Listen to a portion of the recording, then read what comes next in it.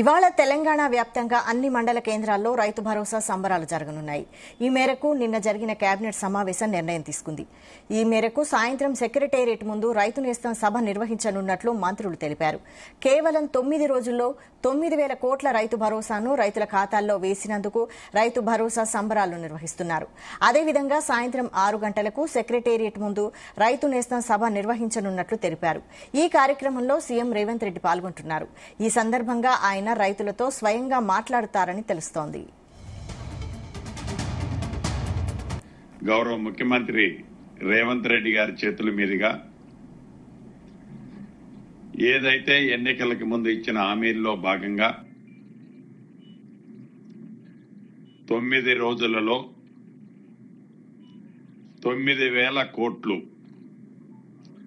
సుమారు 1,49,00,000 ఎకరాలకు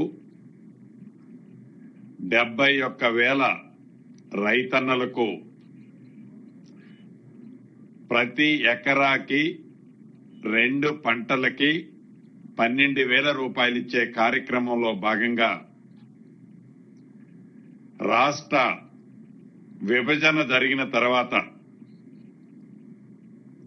గత ప్రభుత్వం మేమిచ్చాము అని గొప్పలు చెప్పుకునే దానికంటే అతి గొప్పగా రాష్ట్ర రైతన్నలందరికీ వ్యవసాయం దండగ కాదు పండగ అనే విధంగా వ్యవసాయం స్టార్ట్ అయ్యే ముందే 9 రోజులలో 9,000 కోట్లు ఇచ్చిన ప్రభుత్వం ఇందిరమ్మ ప్రభుత్వం. దీనికి కేబినెట్ లో సహచర కేబినెట్ మంత్రులందరం గౌరవ ముఖ్యమంత్రి గారికి, ఫైనాన్స్ మంత్రి ఉప ముఖ్యమంత్రి వర్యులు భట్టి గారికి కృతజ్ఞతలు రాష్ట్ర రైతన్నల పక్షాన మా పక్షాన కూడా తెలియజేశాం.